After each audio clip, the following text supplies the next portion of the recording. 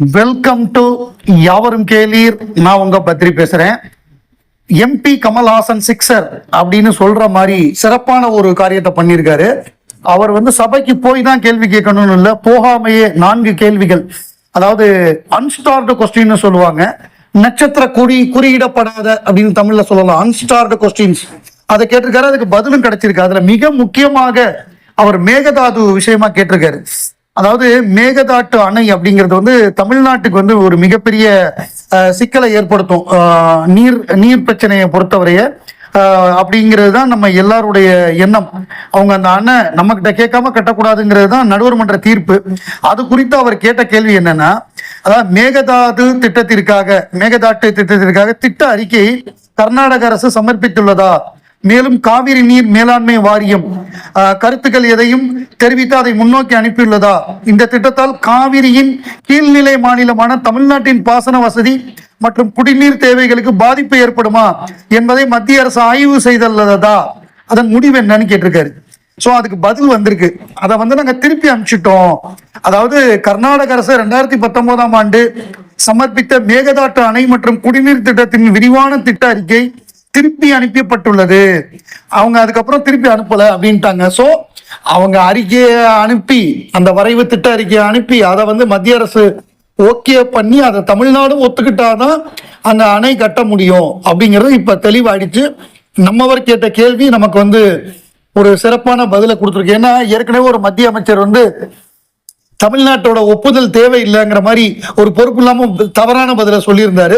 அப்ப நமக்கு கொஞ்சம் பயமா இருந்தது. இப்ப இந்த நம்மவர் கேட்ட கேள்விக்கு கிடைத்த பதில், மத்திய அமைச்சர் கொடுத்த பதில் இருக்குல்ல, ராஜ்பூஷன் சௌத்ரி, அவர் தான் மத்திய ஜல் சக்தி துறை இணையமைச்சர். அந்த பதில் மூலமாக நமக்கு ஒரு சந்தோஷமா இருக்கு. அதுக்கப்புறம் கரண்ட்டை பத்தியும் கேட்டிருக்காரு. அதாவது தமிழ்நாட்டுடைய மின்சார தேவை அப்படிங்கிறது வருஷத்துக்கு வருஷம் அதிகமாகிட்டே இருக்கு. அந்த தேவைகளுக்கு ஏற்ற மாதிரி நீங்க எங்களுக்கு உங்களுடைய அந்த சென்ட்ரல் தொகுப்பு, சென்ட்ரல் கிரிட்பாங்க, அதுல இருந்து எங்களுக்கு கொடுக்குறீங்களா? இங்க தமிழகத்துல நிறைய பவர் கட் ஆகுது, அதாவது அந்த டிமாண்டுக்கு ஏற்ற சப்ளை எங்களுக்கு இல்லை அப்படிங்கிறதையும், அதுக்கு நீங்க எங்களுக்கு உரிய மின்சாரத்தை உங்க தொகுப்புல இருந்து கொடுக்கணும் அப்படிங்கிறதையும் அவரு அந்த இதுல கேட்டிருக்காரு. அதுக்கு பதிலும் கிடைச்சிருக்கு. அதாவது ஆன்சர் என்னன்னா, as per section Electricity Act 203, setting up a power plant is a de-licensed activity in the country. Any generating company may establish. So இந்த மாதிரியான ஒரு பதில் வந்திருக்கு. யார் வேணாலும் மின்சாரம் தயாரிக்கலாம் அப்படிங்கிற மாதிரி. ஸோ இந்த ரெண்டுமே தமிழகத்துடைய மிக முக்கியமான ஒரு கன்சர்னா இருக்கக்கூடிய மேகதாட்டு அணை பிரச்சனையை பத்தியும், தமிழ்நாட்டில் நிறைய பவர் கட் ஆகுது, நம்மளே பாக்குறோம் டெய்லி, அந்த விஷயத்தையும் அவர் கேள்வி எழுப்பியிருக்காரு. அதுக்கு ஒரு நல்ல பதிலும் கிடைச்சிருக்கு. அது ஒரு மகிழ்ச்சி. இந்த மேகதாட்டை பொறுத்தவரைய அதுக்கு கமலஹாசன் அந்த பதிலுக்கு நன்றியும் சொல்லியிருக்காரு. I welcome the union government confirmation that any future appraisal of the Meghdatu DPR will be undertaken only in accordance with the Kaveri Water Dispute Tribunal award and the Honorable Supreme Court judgment. Those legal safeguards must remain the foundation of every decision affecting the Kaveri basin. பிரமாதமான ஒரு பதில வாங்கியிருக்காரு. அதுக்கு நன்றி சொல்லியிருக்காரு நம்மவர். Madhavan GT நாயுடைய life history, அதாவது அவருடைய பயோபிக்க நடிக்கிறாரு. ஜிடிஎன் ஒரு பயங்கரமான ஒரு கான்ட்ரவர்சியலான ஒரு சயின்டிஸ்ட் அப்படிங்கிற மாதிரி சொல்லலாம். ஏன்னா இந்திய அரசால பயங்கரமா பாதிக்கப்பட்டவர். குறிப்பா இந்திரா காந்தி தான் அவருடைய படைப்புகளை காலி பண்ணி அவருக்கு ஏகப்பட்ட டாக்ஸ போட்டு அவரை அவர் வெறுத்து போற அளவுக்கு பண்ணாங்க அந்த காலகட்டத்துல. அது சம்பந்தமான புத்தகம் நான் படிச்சிருக்கேன். ஜிடி நாயுடு ஏகப்பட்ட விஷயங்களை கண்டுபிடிச்சிருக்காரு. நிறைய அது அந்த மாதிரி ஆள்களை ஊக்குவிச்சிருக்கணும். பட் அது என்ன காரணம்னு தெரியல. பிஹைண்ட் த சீன்ஸ் என்ன நடந்ததுன்னு நமக்கு தெரியாது. அரசியல்வாதிகள் ஏதாவது சுரண்டிட்டாரா? ஏன்னா அவர் திராவிடர் கழக சப்போர்டரு, பெரியாருடைய தீவிர சப்போர்டரா இருந்தாரு. அவருக்கு நிறைய நிதி எல்லாம் கொடுத்தாரு. ஒருவேளை அதெல்லாம் காரணமா இருக்குமா என்ன நமக்கு தெரியல. இப்ப அந்த படத்துல நடிக்கக்கூடிய கருணாகரன், நம்ம நகைச்சுவை நடிகர் கருணாகரன் சூதுகவும் நிறைய படங்களை நடிச்சிருக்காரு.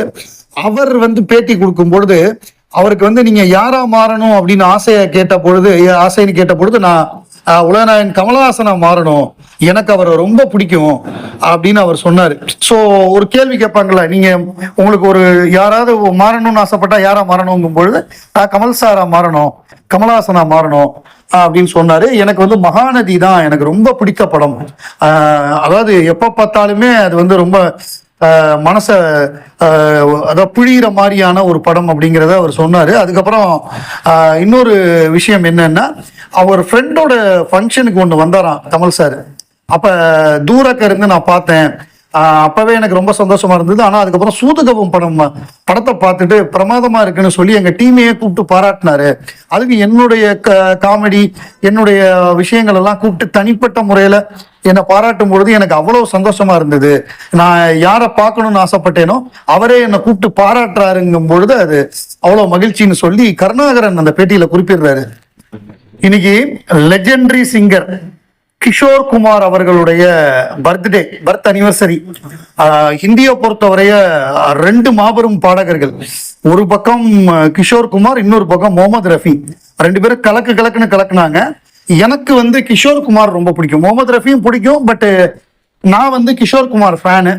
அவருடைய எனக்கு ரொம்ப பிடித்த பாடல்னா ரிம்மு ஜிம்மு கிரே சாவன், அந்த மன்சில் படத்துல அது 2 தடவை வரும். ஒரு தடவை வந்து மேல் வாய்ஸ் நம்ம கிஷோர் குமார் பாடியிருப்பாரு, இன்னொரு தடவை செகண்ட் டைம் வந்து ஃபுல்லா ரெயின்ல எடுத்திருப்பாங்க, அமிதாப் பச்சன் நடிச்சிருப்பாரு. அது வந்து இவங்க லதா மங்கேஷ்கர் பாடியிருப்பாங்க. ரிமி ஜிம்மி கிரே சாவன், சுலகு சுலகு ஜாயே மன், பிரமாதமா இருக்கும் அந்த சாங். 2 வெர்ஷனுமே அப்சல்யூட்லி பிரமாதமா இருக்கும். அதுல வந்து கிஷோர் குமார் நிறைய ஏராளமான ஹிட் சாங், அவர் பாடாத ஹிட் சாங்கா அவ்வளவு பாட்டு பாடியிருக்காரு. அதுல வந்து நமக்கு ரொம்ப சந்தோஷம் என்னன்னா, உலகநாயகன் கமலஹாசன் அவர்களுக்கு ஒரு பெருமை என்னன்னா, அவருக்கு வந்து கிஷோர் குமாரும் பாடியிருக்காரு, ரஃபியும் பாடியிருக்காரு, முகமது ரஃபியும் பாடியிருக்காரு. ஸோ அதுல வந்து அவர் வாயஸ் வச்சிருக்காரு அவங்க குரலுக்கு அப்படின்னு நம்ம சொல்லலாம். அதுல வந்து மிக முக்கியமானது வந்து சனம் தேரி கசம், அந்த டைட்டில் சாங்கு சனம் தேரி கசம் அப்படின்னு வரும்ல, அந்த பஸ்ல தொங்கிக்கிட்டே போய் பாடுவார்ல அந்த ஹீரோயினை துரத்திட்டு போய், அந்த பாட்டு சனம் தேரி கசம். அதுல இன்னொரு பாட்டு பாடியிருப்பாரு. அப்புறம் கரிஷ்மா, இந்த டிக் டிக் டிக்க வந்து ஹிந்தியில எடுத்தாங்க, அதுல ஒரு பாட்டு பாடியிருப்பாரு. ஸோ 3 பாட்டு. இதெல்லாம் அவங்களாம் மிகப்பெரிய ஜாம்பவான்கள், லெஜெண்ட்ஸ். கிஷோர் குமார், முகமது ரஃபீலாம். அந்த கிஷோர் குமார் வந்து பாடி அதுக்கு நம்மவர் வாயாஸ் வச்சிருக்காரு அப்படிங்கிறதெல்லாம் நமக்கு ரொம்ப பெருமை. ஸோ இந்த மாதிரி ஒரு ரெக்கார்டு வந்து யாருக்கும் இருக்காது. அது காரணம் என்னன்னா, அவர் 1958 59 அந்த காலகட்டங்கள் களத்தூர் கண்ணம்மால ஆரம்பிச்சு இப்ப அவரே இருக்கிறதுனால, அந்த லாங் ஜேர்னி இருக்கிறதுனால, ஸோ அவரால் வந்து இவ்வளவு விஷயங்களை சாதிக்க முடிஞ்சது. அவருடைய செல்ஃப் லைஃப்ங்கிறது ஜாஸ்தி. நேற்றுக்கு தஞ்சாவூர்ல நடந்த ஒரு போராட்டம் நடந்தது.